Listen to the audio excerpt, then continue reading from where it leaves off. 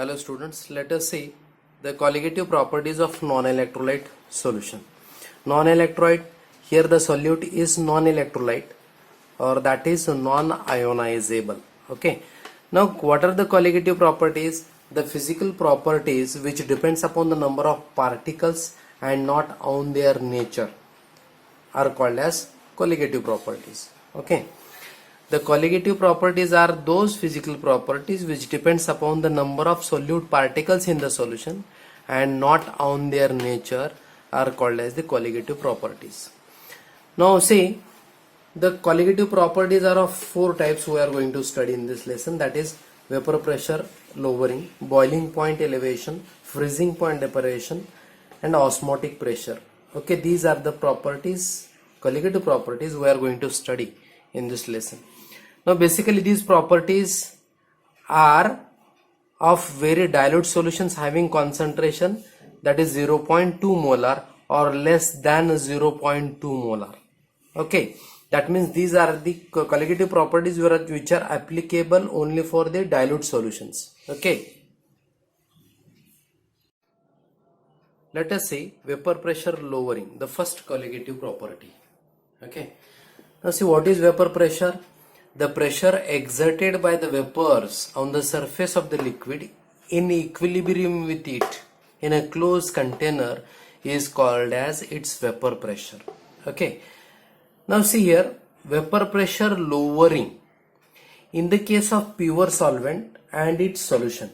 Here one diagram is shown where in the closed container pure solvent is kept, and this is the diagram. In the same solvent we have dissolved a non-ionizable and non-volatile solute. Okay. Now vapor pressure of experimentally is found that the vapor pressure of the pure solvent is always higher than this solution. See what is the reason for this? See here, in the case of solution, the non-volatile solute is present, non-ionizable solute is present, and in this case at the surface if you see the red dots are the solute molecules, solute particles, and at the surface some of the places are occupied by the solute particles, and because of this reason at the surface the solvent particles, whatever solvent particles are there for the evaporation, the per unit area available for the evaporation or vaporization of the solvent is reduced because of the occupation of the solute particles. That's why the vaporization, the rate of the vaporization becomes slow. Okay, that's why the vapor pressure of the solution is found to be less or lower than the pure solvent. Okay, see here, if we consider P01 is the vapor pressure of pure solvent and P1 is the vapor pressure of solvent above this solution. So here P01 is the vapor pressure of pure solvent and P1 is the vapor pressure of the solvent above the solution. Okay, here the vaporization rate of the pure solvent is slower ultimately because of the presence of the solute molecules. So practically it is P01 is less than, P1 is less than P01, is it? The vapor pressure of the solution, solvent in the solution is less than the vapor pressure of the pure solvent. Therefore we can write the vapor pressure lowering is delta P is equals to P0 minus P. So this equation which shows the vapor pressure lowering delta P is equals to P01 minus P. Okay, so this is the vapor pressure lowering. Okay, see here actually the vapor pressure, how it is lowered, is it? The number of solvent molecules available for the vaporization per unit area of a solution is less than the number of surface of a pure solvent in this case. That's why as a result the solvent molecules at the surface of the solution vaporizes at a slower rate than the pure solvent. Okay, thus results in the lowering of vapor pressure takes place, is it? Now the Raoult's law for the solution of non-volatile solute. See the Raoult's law for the solution of non-volatile solute. We have seen the Raoult's law previously in the previous point for the binary solution, binary mixture of two volatile liquids, right? Now that was, see, it was the statement of the Raoult's law was, say the partial vapor pressure of one of the component of the solution is equal to the vapor pressure of the pure solvent into its mole fraction. But here in this case, this is the solution of a non-volatile solute. Solute is non-volatile. It is non-vaporizable, right? That's why here the Raoult's law can be stated as the vapor pressure of the solution is equal to vapor pressure of one of the component, that is solvent is going to vaporize only. The vapor pressure here is nothing but the product of its vapor pressure in the pure form into its mole fraction, right?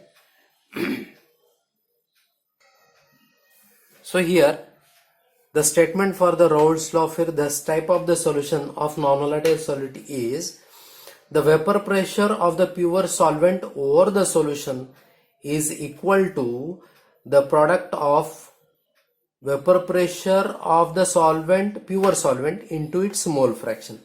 That is P1 is the vapor pressure of the solvent over the solution and P01 is its vapor pressure in pure form and X1 is its mole fraction, right?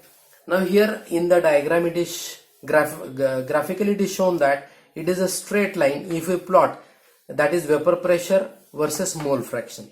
X is equals to 0 in the beginning, the mole fraction if 0, then that is X is equals to 1 is the mole fraction of the solvent. Then it gives a straight line because P1 is equals to P01 into X1, P01 being a constant, P1 versus X1 gives a straight line as shown in the figure.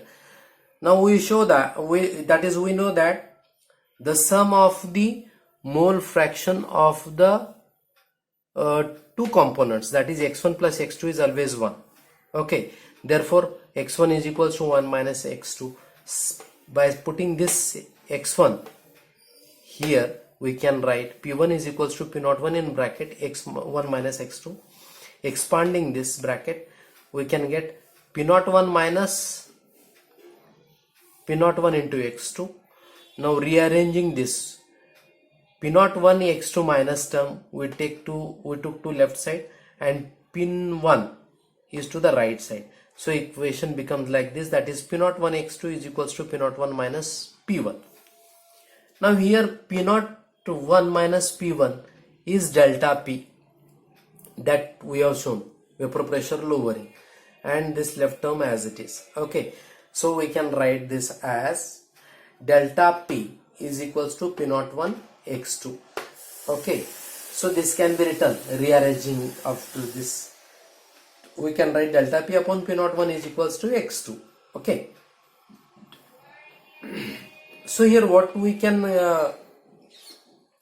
conclude, that is delta P vapor pressure lowering is equals to P01 into X2. That means vapor pressure lowering depends upon the number of solute molecules, that is X2. X2 is the mole fraction of solute. That's why mole fraction ultimately depends upon the number of particles of the solute. That's why the vapor pressure lowering also depends upon the number of solute molecules. That's why it is a colligative property, right? Now relative lowering of vapor pressure. Relative lowering of vapor pressure is the ratio of the lowering of vapor pressure divided by the vapor pressure of the pure solvent. P01 minus P, this is the vapor pressure lowering, divided by P01 is the vapor pressure of the pure solvent. P01 minus P is delta P divided by P01, right? From this equation, the ratio delta P upon P0, this can be equals to X2, is it? So relative lowering of vapor pressure is equals to the mole fraction of the solute. Let us see now how to find out the molar mass of a solute from the vapor pressure lowering. That is, molar mass of the solute is here M2 particularly. I will just write here M2 from the vapor pressure lowering, and the vapor pressure lowering, as you know, P01 minus P1. Okay.